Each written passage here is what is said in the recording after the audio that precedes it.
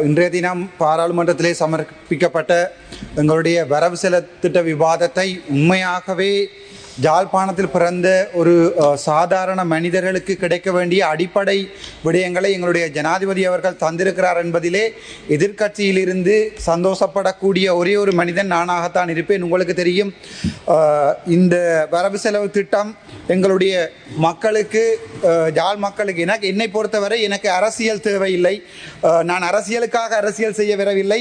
ஆகவே இந்த மக்களுடைய தேவைகளை அறிந்து வைத்து எங்களுடைய பிரதமர் ஹரணி அமரசூரிய அவர்களும் ஜனாதிபதி அவர்களும் யாழ்ப்பாணத்துக்கு வருகை தந்ததை இட்டு நான் மிகவும் சந்தோஷம் அடைகிறேன். யாழ்ப்பாணத்துக்கு பெருமை இது உண்மையாகவே வடக்கிற்கான பட்ஜெட்டாகவே நாங்கள் இதை கருதுகிறோம். இதுக்கு உங்களுடைய மெத்த நன்றிகளை தெரிவித்துக் கொள்கிறேன். ஆனால் ஒரு சில விடயங்களை உங்களுக்கு சொல்லியாக வேண்டும். பிரதமர் ஹரணி அமரசூரிய அவர்கள் என்னுடைய பாடசாலை யாழ்ப்பாணம் இந்தூரி கல்லூரிக்கு வந்திருந்தார்.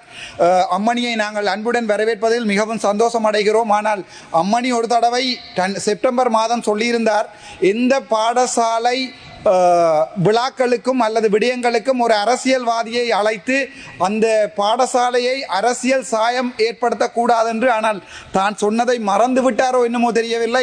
என்னுடைய நண்பன் இளங்குமரன் உட்பட எங்களுடைய அமைச்சர் சந்திரசேகர் உட்பட அனைவரும் வந்திருந்தார்கள். ஆனால் உங்களை வருக என வரவேற்பதில் எங்களுக்கு மிகவும் சந்தோஷம். இரண்டாவது விடயம், யாழ்ப்பாணத்தினுடைய சுகாதாரத்துறையை எடுத்து பார்த்தால், நான் இப்போதுதான் பார்த்தேன் இந்த எக்கனாமிக், இது நாங்கள் பிறகு ஆறுதலாக விவாதிப்போம். இந்த எக்கனாமிக் பட்ஜெட்டிலே வடக்கு மாகாணம் சார்ந்த எந்த சுகாதாரத்துறை ப்ரொபோசலும் இதில் இருக்கவில்லை. அதை நாங்கள் ஆறுதலாக விவாதிப்போம். ஆனால் எங்களுடைய சுகாதாரத்துறை அமைச்சருடைய பணிவான வேண்டுகோள், ஆறுகால் மடம் கோம்பியான் மன பகுதியிலே கழிவுகள், எங்களுடைய வேஸ்ட் மேனேஜ்மெண்ட் ப்ராப்பராக செய்யப்படாமல் வைத்தியசாலை கழிவுகள் முறையற்ற விதத்திலே எரிக்கப்படுகிறது. ஆகவே எங்களுடைய சுகாதார அமைச்சரை பண்புடன் கேட்டுக்கொள்கிறேன், தாங்கள் நேரடியாக தலையிட்டு அந்த வேஸ்ட் மேனேஜ்மெண்ட் ப்ராப்ளத்தை சற்று பார்க்குமாறு கேட்டுக்கொள்கிறேன். அது தவிர உங்களுக்கு தெரியும், யாழ்ப்பாணத்திலே வடக்கு வைத்தியசாலையிலே கண் வாட்டிருக்கிறது. 17,000 2024 ஆண்டில் 17,000 கட்ராக்ட் சர்ஜரி செய்யப்பட்ட கொழும்பு வைத்தியசாலை நேஷனல் ஹாஸ்பிட்டலுக்கு ஒப்பிடக்கூடிய ஒரு ஓட்டை டாக்டர் மலரவன் அவர்கள் நடத்தியிருக்கிறார். ஆனால் நான் நேற்று தான் அறிந்தேன், வைத்தியர் சத்தியமூர்த்தி அந்த வாட்டினிலே வேறு 2 வாட்டுகளை கொண்டு வந்து அவர்களுடைய சேவையை குழப்புவதற்காக இந்த நிமிடத்திலே அந்த விடயத்தை தங்களுக்கு நான் சொல்லக்கூடிய முக்கியமான காரணம், வடக்குரிய முழு வைத்தியசாலைகளிலுமே சிறந்த சேவையை வழங்குகின்ற யாழ்ப்பாணம் வைத்தியசாலையிலே ஒரு சில நடவடிக்கைகள் மிகவும் கேவலமாக இருக்கிறது. வைத்தியர்களையும் அங்கு வேலை செய்கின்ற ஊழியர்களையும் இது பாதிப்பதாக அமைகின்றது. அது தவிர உங்களுக்கு தெரியும், நேற்றைய தினம் எங்களுடைய தம்பி இளங்குமரன் அவர்கள் வாகன விபத்திலே, உங்களுக்கு தெரியும், அந்த வாகனம் ஃபிளிப் பண்ணப்பட்டு வயலுக்குள் விழுந்திருந்தது. நாங்கள் இந்த பாராளுமன்றத்திலே எல்லாத்தையும் குறைக்கிறோம் என்று அடிப்படையாக கொடுக்க வேண்டிய விடயங்களை சற்று சிந்தித்து பாருங்கள்.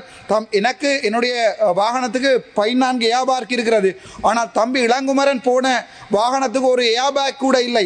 இப்போது உங்களை பொறுத்த வரைக்கும் இளங்குமரன் செத்திருந்தால் இன்னொரு எம்பியை நீங்கள் கொண்டு வரலாம். ஆனால் அவனுக்கு ஒரு அம்மா, ஒரு அப்பா, ஒரு பிள்ளை இருக்கிறது. ஆகவே எங்களுக்கு தராவிட்டாலும் பரவாயில்லை, உங்களுடைய எம்பிக்களுக்காவது தரமான வாகனங்களை அன்புடன் கொடுக்கும் வரை அன்புடன் கேட்டுக்கொள்கிறேன். அதை விட யாழ்ப்பாணத்திலே உங்களுக்கு தெரியும், இதுவரைக்கும் எத்தனையோ வைத்தியர்கள் இப்போதெல்லாம் இன்டர்ன் செய்து முடித்த பிறகு அவர்கள் எதிர்பார்ப்பது ஆஸ்திரேலியா அல்லது யூகேக்கு போவதற்காக ஏஎம்சி எக்ஸாமோ பிளப் எக்ஸாமோ எழுதுகிறார்கள்.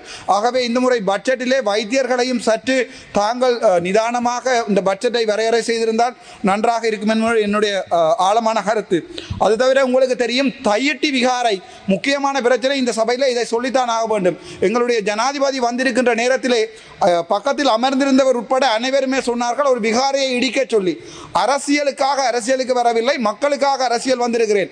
என்னுடைய யாழ் மக்கள் அந்த விகாரை பிரச்சனையால் பாதிக்கப்பட்டு நாளை கொழும்பில் பழி வாங்கப்பட்டு 1983 ஆண்டு கழுஜூலை போன்ற ஒரு நிகழ்வை வரக்கூடாது என்பதற்காக ஜனாதிபதியிடம் நான் சொல்லியிருந்தேன், ஒரு விகாரையை உடைக்க முடியாது, அதற்குரிய கம்பன்சேஷனை கொடுக்குமாறு கேட்டிருந்தேன். ஆனால் மீண்டும் அதே காட்சி, பக்கத்தில் இருந்த அதே காட்சி இப்போது செம்மணி புதைகுழியில் போய் நிற்கிறது.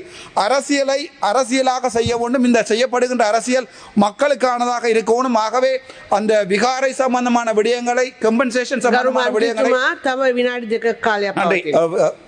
உடனடியாக செய்யுமாறு கேட்டுக்கொள்கிறேன். அதை விட முக்கியமான விடயம், இன்னொரு பட்ஜெட்டிலே மீனவர்கள் சம்பந்தமாக எதுவுமே கதைக்கப்படவில்லை.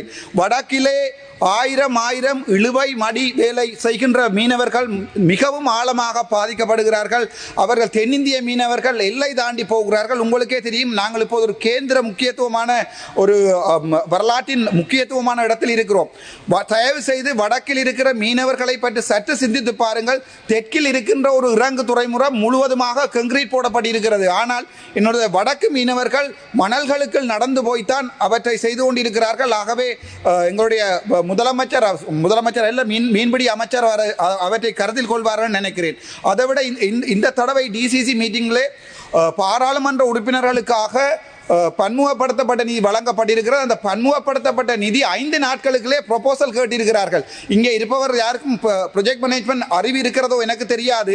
5 நாட்களில் ஒரு ப்ரொபோசல் வழங்க முடியாது. ஒரு ப்ரொபோசலுக்கு மினிமம் 20 நாள் 30 டேஸ் வேணும். ஆகவே 14ஆம் தேதி டிசிசி மீட்டிங் கூட்டப்பட்டு 19ஆம் தேதி இன்றைய தினம் 17ஆம் தேதி எனக்கு அந்த மெயில் அனுப்பப்பட்டிருக்கிறது. நாளண்டைக்குள் நீங்கள் அவற்றுக்குரிய ப்ரொபோசலை தருமாறு. ஆகவே இவை என்னுடைய என்பிபி அரசாங்கத்துக்கு நல்ல விடயமாகவே நான் சொல்லுகிறேன். ஏனென்றால் இவற்றை சற்று ஆழமாக சிந்தித்து கவர்மெண்ட் ஏஜென்டாக இருக்கலாம் அல்லது டிசிசி சேர்மனாக இருக்கலாம், அவர்களுக்கு சற்று அறிவுரை கூறுங்கள். மக்களை போய் பாராளுமன்ற பிரதிநிதிகள் சந்திக்க வேண்டும். சந்தித்து அவர்களுடைய குறைபாடுகளை டிஎஸ் ஆஃபீஸுக்காக டிசிசி மீட்டிங் கொண்டு வந்து தான் அந்த ப்ரொபோசல்கள் வழங்கப்பட வேண்டும். அவற்றை சற்று சிந்தித்து ஆழமாக சிந்தித்து செயற்படுமாறு வேண்டிக் கொள்கிறேன்.